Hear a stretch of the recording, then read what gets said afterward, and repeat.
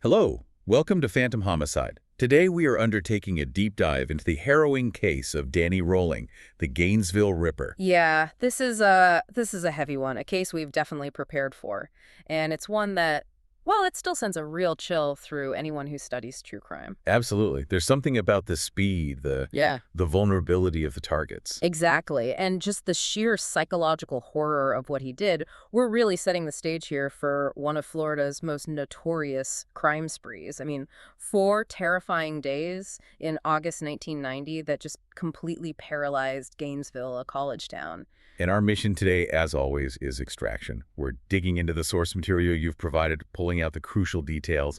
We don't just want to know what happened in those 4 days, though that's obviously key. We need to understand that really dark confluence, that mix of severe childhood trauma and an escalating pathology that seems to have systematically built this killer. Yeah, the making of aspect is central here. So let's start with the basics. Our initial snapshot is Daniel Harold Rolling, born 1954, Shreveport, Louisiana, known infamously as the Gainesville Ripper.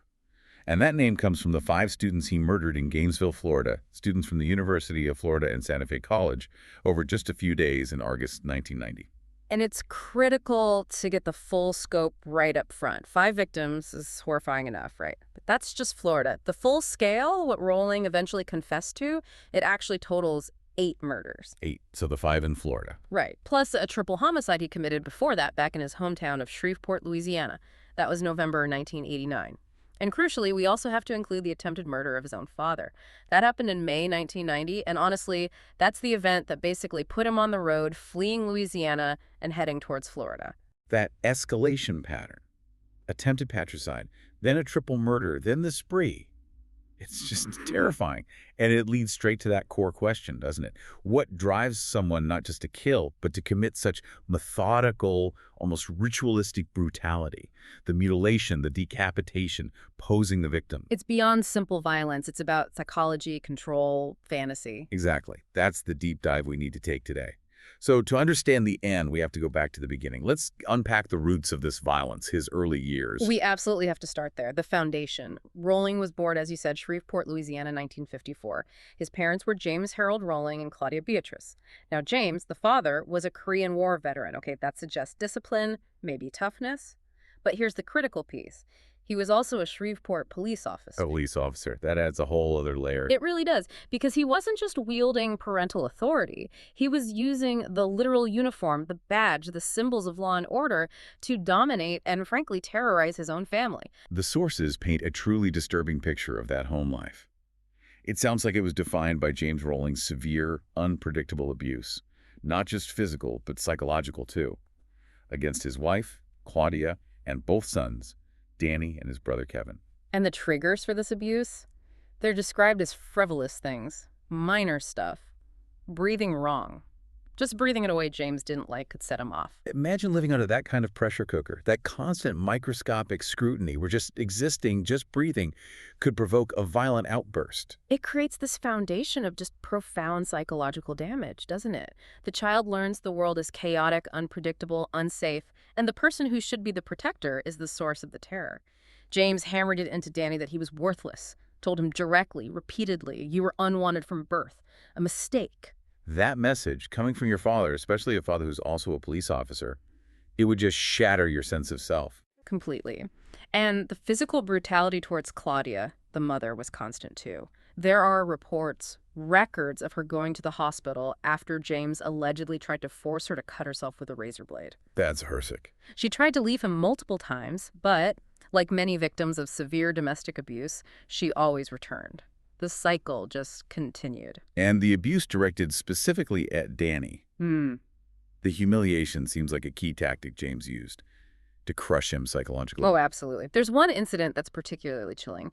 James physically pins Danny to the ground. He handcuffs him using his police handcuffs. His official equipment. Yes. And then he calls other police officers, his colleagues, to come and take his own son away. Why? Because he was embarrassed by something Danny did in public. He weaponized his job, his status, to publicly humiliate his child. That's an unbelievable abuse of power, blurring the lines completely between protector and abuser, father and tormentor. It creates what criminal profilers often call a psychological split. The source of safety is the source of trauma. This kind of environment, it absolutely fosters dissociative tendencies.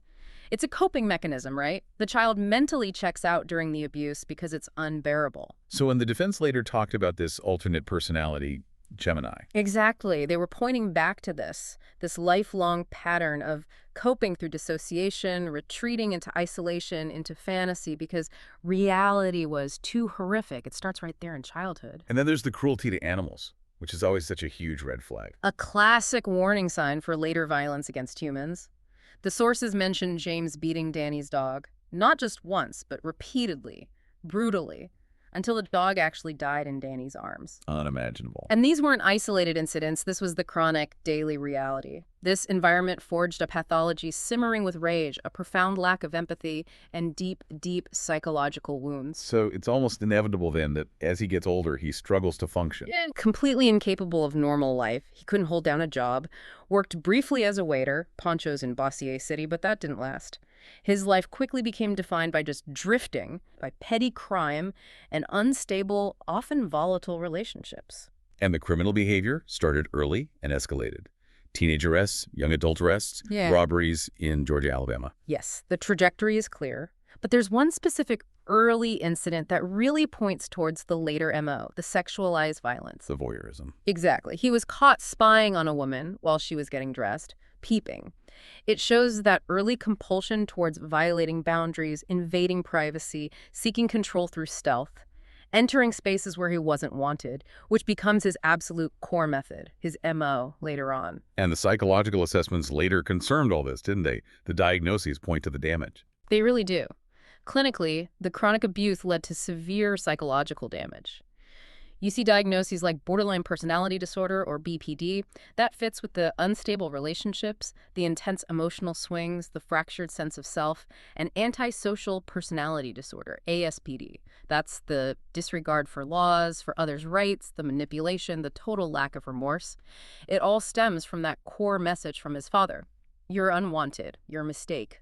He internalized it, and his life became a cycle of acting out that damage. His life failures just kept piling up, didn't they? And each failure seems linked to escalating issues. Definitely. His stint in the U.S. Air Force in '72. Short, problematic, discharged within a year for drug use. His marriage to Mather Halko failed violently. He beat her. She needed a restraining order. So inability to handle authority, inability to maintain relationships. Check, check.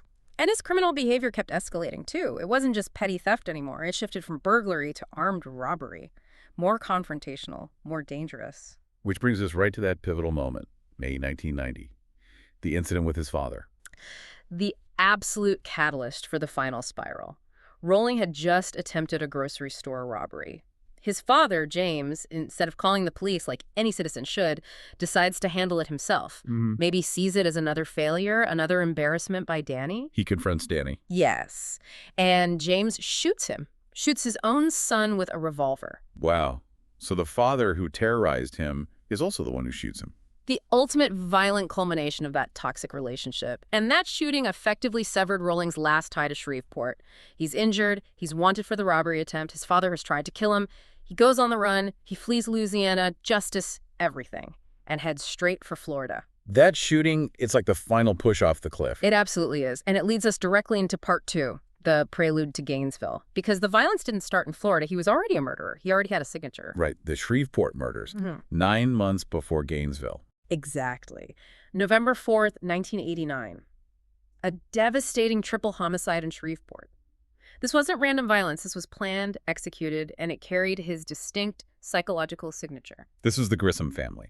Tom Grissom, his daughter Julie, and his young grandson Sean. That's right. 55-year-old Tom, 24-year-old Julie, and 8-year-old Sean attacked in their home while they were just preparing dinner. And the methodology here, this is what's crucial. This is what should have been a massive red flag later. Because of how Julie Grissom's body was treated? Precisely. She wasn't just killed, her body was mutilated, it was cleaned, and then it was posed, deliberately arranged. That's the signature. It's the ritual. It's the stuff that isn't necessary to commit the murder, but it fulfills the killer's internal psychological needs. Power, degradation, control, fantasy fulfillment, the posing, the mutilation in Shreveport, textbook precursors to what he'd do in Gainesville. So the signature was established. He's shot by his father. His life in Louisiana is effectively over. He's drifting, and he's hunting. Actively hunting. Which brings us to Sarasota, Florida. Just weeks before the Gainesville spree kicked off, August 5, 1990, he attacks Janet Frake in her home. This wasn't fatal, though, right? Correct, non-fatal, but absolutely critical for understanding the escalation. He breaks in, same MO, stealthy entry. He binds her, gags her with duct tape again, key MO element, sexually assaults her. But he doesn't kill her. Why? We don't know for sure. Maybe interrupted, maybe testing boundaries. But it shows he's in Florida. He's actively practicing, escalating his violence, refining his methods, moving step by step from burglary to sexual assault towards murder. He's literally a drifter, fleeing attempted murder charges, armed robbery charges, Yeah. and he lands in Gainesville. Of all places, sets up a small camp. It's a literal campsite in the woods right near the student apartment complexes, positioning himself. A predator setting up near the hunting grounds. Chilling. And that sets the scene for those 4 days of terror, targeting students at University of Florida, Santa Fe College, a burglary spree that just explodes into serial murder. August 1990, a month that changed Gainesville forever. The terror begins August 24th. 2 victims, university freshmen sharing an apartment. Sonja Larson, 18, and Christina Powell, 17. And the details from this first crime scene, they lay out the entire template for his MO and signature. He breaks in during the early morning hours. How? Prying open a sliding glass door, same method as Sarasota. Consistency. He finds Christina Powell asleep downstairs on the couch first. Yes, and this is telling. He sees her, he apparently stands over her for a moment, but then he moves away. He goes upstairs first. That's not impulsive rage, that's calculation, choice. Upstairs, he finds Sonja Larson also asleep. He attacks her first, immediately tapes her mouth shut, MO for control, silence, stabs her with a large kabar knife. The sources say she fought back, but he overpowered her and killed her. Then he goes back downstairs for Christina Powell. Repeats the MO, tapes her mouth, binds her wrists behind her back, cuts off her clothes, rapes her, then forces her face down onto the floor and stabs her 5 times in the back. Kills her. But it doesn't end there. The signature. This is where it gets even darker. Much darker. This is the psychological ritual kicking in, overriding any need for haste or escape. He goes back upstairs. He rapes Sonja Larson's corpse. Necrophilia. He poses both bodies, deliberately arranges them in sexually provocative positions, designed for maximum shock value upon discovery. And then, perhaps the most chilling detail of all, he takes a shower. In their apartment, before leaving the scene. Taking a shower. That level of detachment, it's almost unbelievable. It speaks volumes to profilers. It's about cleansing, yes, but it's also about ritual completion. The crime wasn't a messy outburst. It was a psychologically fulfilling act for him, a display of ultimate power, ultimate control over the victims, over the scene, over life and death. He's calm enough to shower. And the community had no idea what had hit them yet. But the terror ramps up immediately. Just 2 days later, August 26th, he strikes again. Krista Hoyt, 18 years old, a student at Santa Fe College studying chemistry, an honors student. But the irony here is just gut-wrenching. It's horrifying. She also worked part-time as a records clerk for the Alachua County Sheriff's Office, the very agency that would soon be hunting her killer. She worked inside the system trying to catch him. How did he get in this time? Same MO. Pried open a sliding glass door with a tool. He got in, and then he waited. He stalked her within her own home. She returned late, between 10:30 and 11 p.m. after playing racquetball. He ambushed her. Yes. Subdued her with a chokehold, bound and gagged her with duct tape just like the others, led her to the bedroom, cut off her clothes, raped her, killed her the same way too, stabbed her in the back while she was face down, rupturing her aorta. But this crime, this is where the signature escalates dramatically. This is where the Ripper moniker really takes hold. It becomes exponentially more grotesque, more deliberate. He apparently realized, either during or after the attack, that he'd lost his wallet at the scene, a potentially huge mistake. Panic might have set in. He went back. He returned to the scene. And it's upon this return that he takes the ritual to an extreme new level. He decapitates Krista Hoyt, poses her body sitting upright on the bed, and places her severed head on a nearby bookshelf facing the corpse. My God. Why? He claimed later, in those audio diaries they found, that it was purely to increase the shock value for whoever found her. Pure sadistic theater, degradation beyond death. And he took a trophy this time, a driver's license, keeping a piece of her identity, extending his control even after her death. Decapitation, posing, trophy taking. Yeah.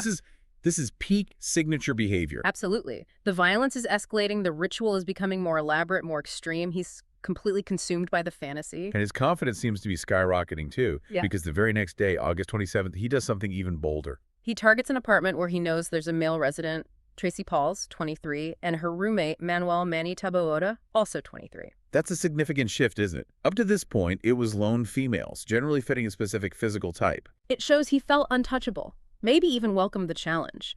His compulsion completely overrides any sense of caution or risk assessment.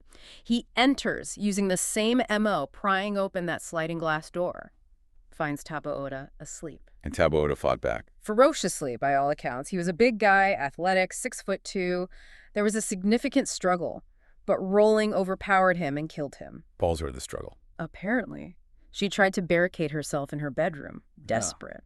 But rolling broke through the door, and then the pattern repeats with her. Taped mouth, taped wrists, clothes cut off, rape, stabbed 3 times in the back, killed.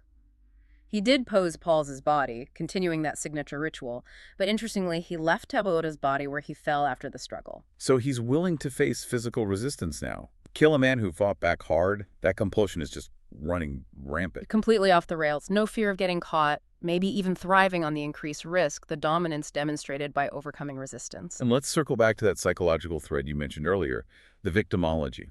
With the exception of Manny Taboada. Right. Sonja Larson, Christina Powell, Krista Hoyt, Tracy Pauls, all described as petite, white brunettes with brown eyes. Just like his mother, Claudia. Exactly. It's a detail profilers seized on immediately. It suggests the attacks weren't just random violence, they were potentially a violent displacement. Acting out the rage, the control issues, the unresolved toxic relationship he had with his mother may be conflated with his father's violence towards her, killing surrogates who resembled her. So by August 28th, 4 days after the first bodies were found, Gainesville is in absolute chaos. Complete community collapse into fear. It's a national news story almost instantly. The media attention just fuels the panic. Students are terrified, sleeping in large groups for safety, packing up dorms, gun stores, completely sold out of firearms. People felt utterly helpless. And the impact on the university itself was huge. Devastating. Over 700 students either withdrew their enrollment entirely or transferred out before the fall semester even properly began. Gainesville was fundamentally altered by those 4 days of terror, a loss of innocence the town never really recovered from. Which brings us to part 4, the investigation. How do you even start to hunt a ghost like this, especially with the pressure cooker environment? It was a massive undertaking. You had multiple agencies involved: Gainesville PD, the Sheriff's Office, FDLE, Florida Department of Law Enforcement, the FBI, a huge task force. But initially, very few leads, intense pressure. And under that pressure, mistakes can happen. They focused on a local student, didn't they? They did. Edward Lewis Humphrey, a 20-year-old UF student. He had a history of mental illness, some erratic behavior, and crucially, a recent conviction for felony assault against his own grandmother. In that climate of fear, he looked suspicious to some. And the media ran with it. Oh, catastrophically. His photo was everywhere. He was tried and convicted in the court of public opinion before anything concrete emerged. It effectively destroyed his life, at least temporarily. But he wasn't the guy. No. Authorities held him for months, investigated intensely. But eventually, a grand jury refused to indict him. There just wasn't enough evidence, too many inconsistencies, and critically, the science didn't lie. His DNA didn't match the samples collected from the crime scenes. A terrible side story to the main tragedy. What happened to him? It's actually a story of resilience, in a way. He was publicly cleared, he got treatment, medication for manic depression, stabilized his life. He actually went back to college and graduated magna cum laude years later. But the cost of that initial misdirection?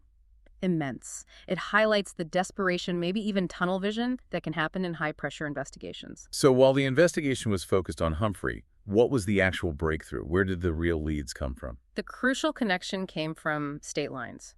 From Louisiana, police there had noted the similarities between their unsolved, gruesome triple homicide from '89 and the news reports coming out of Gainesville. The signature behaviors. Exactly. An FDLE investigator, Don Maines, he actually traveled to Shreveport in November 1990, a few months after the Gainesville murders, specifically to compare notes.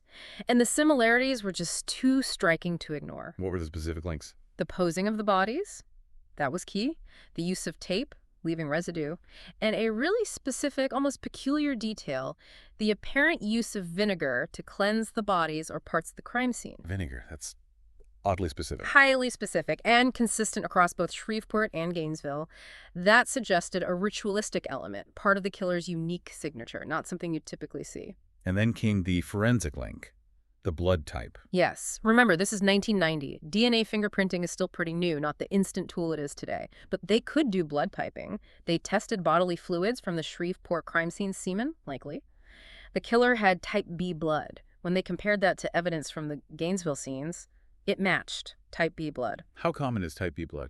Less common than type O or type A. Not incredibly rare, but common enough that finding it at multiple distinct crime scenes like this, scenes linked by such a unique signature. Maines called it an absolute revelation. It was the first solid physical proof linking the 8 murders across 2 states to one unknown killer. Wow.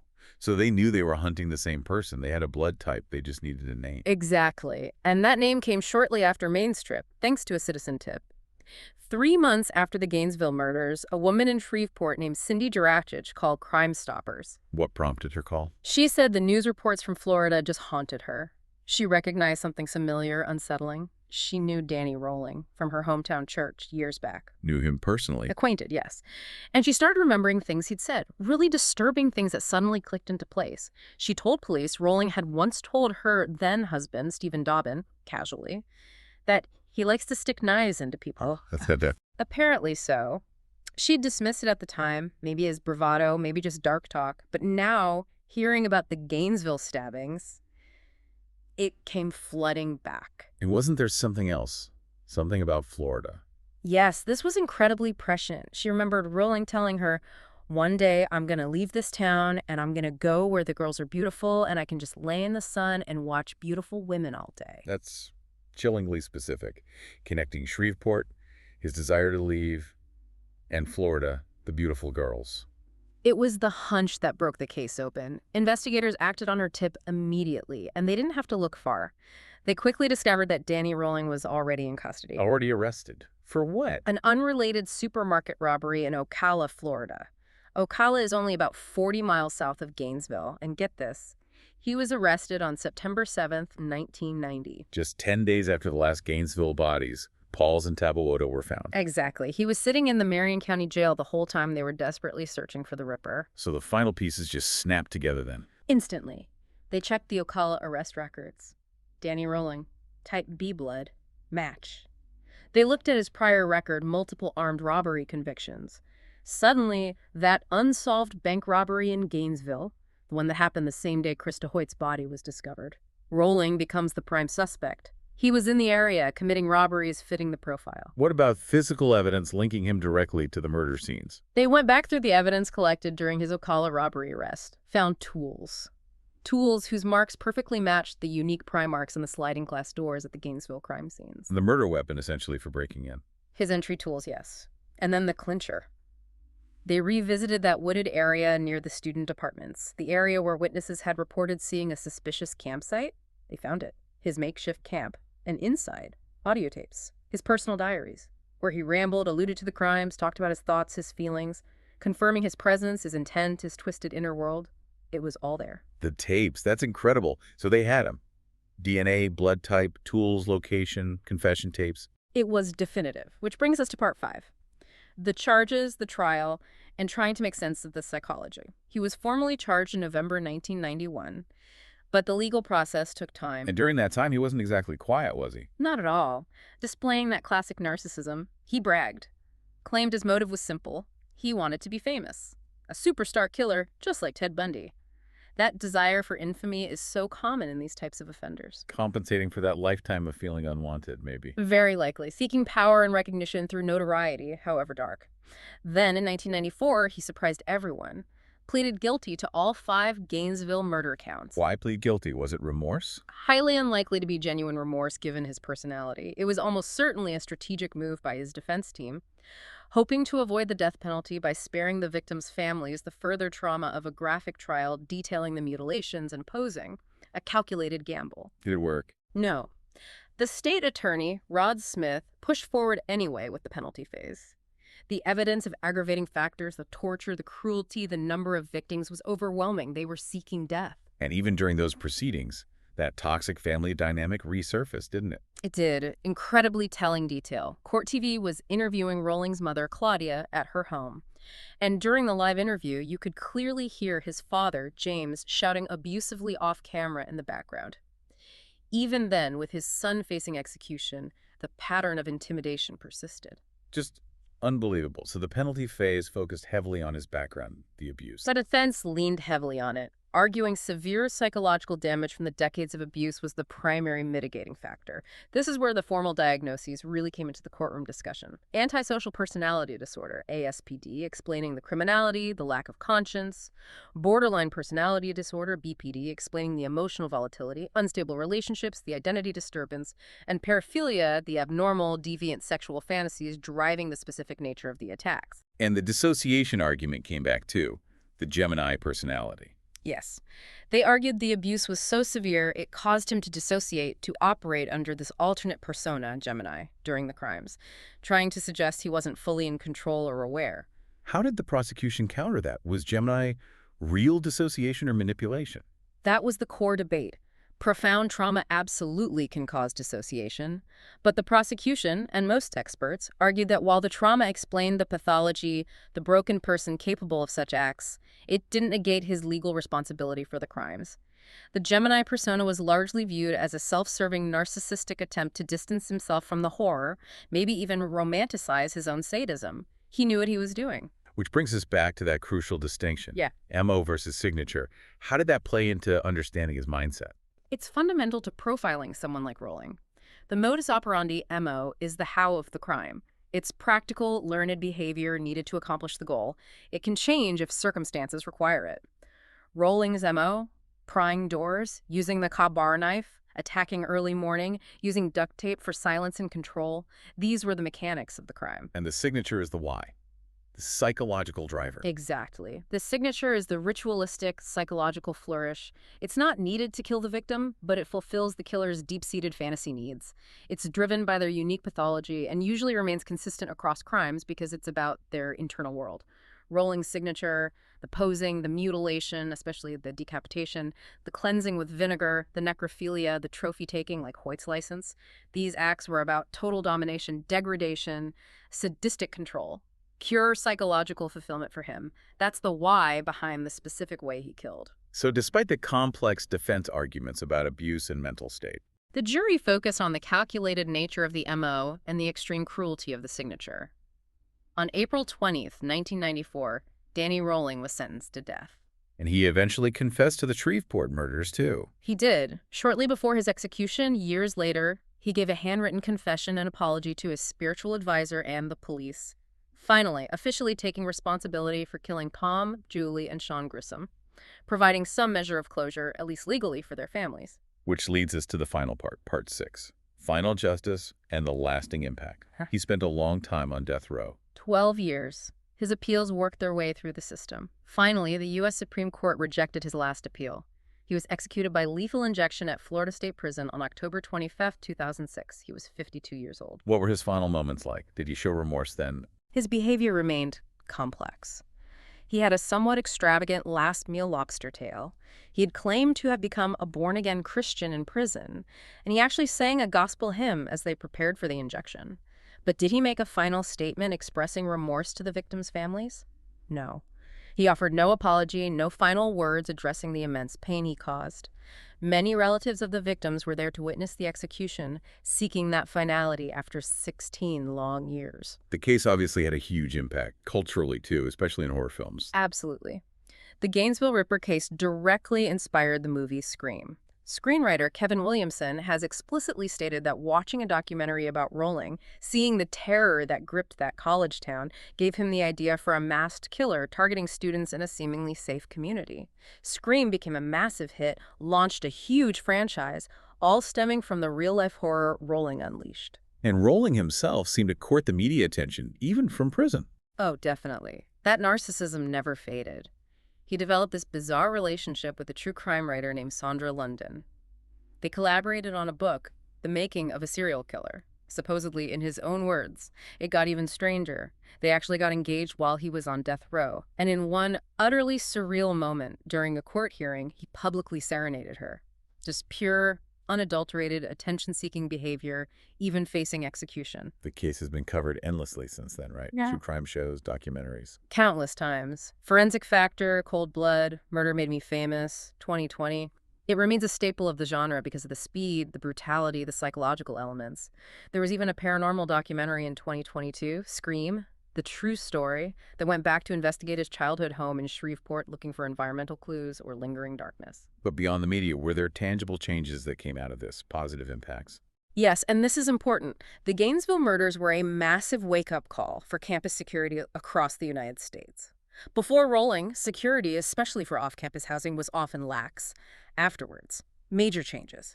Mandated improvements to campus lighting, requirements for security assessments of off-campus student housing, and crucially, the accelerated development and implementation of emergency notification systems.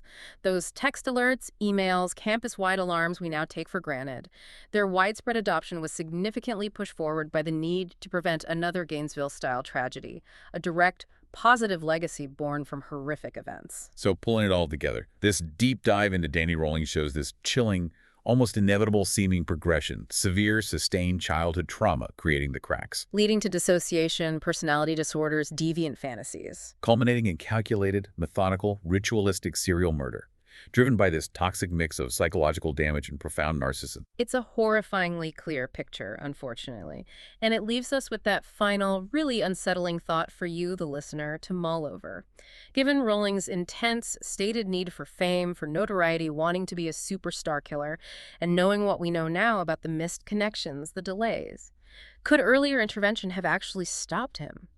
Specifically, if the authorities had connected the type B blood and the unique signature from Shreveport to Gainesville much faster, maybe even before August 1990, would that have mattered?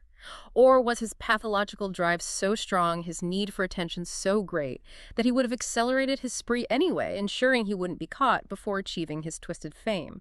Could those final 5 victims have been saved by better, faster police work, or was the endgame inevitable once he hit Florida? It's that terrible intersection of potential investigative gaps and the sheer force of his psychological compulsion, a question that ultimately we can't definitively answer. No, we can't. It just hangs there. That brings us to the end of this really heavy deep dive. We hope exploring the details, the timeline, the psychology behind the Gainesville Ripper case provided some valuable, if disturbing, insights. Okay, so we hope you liked our today's discussion. For more such discussions, subscribe to our channel, Phantom Homicide.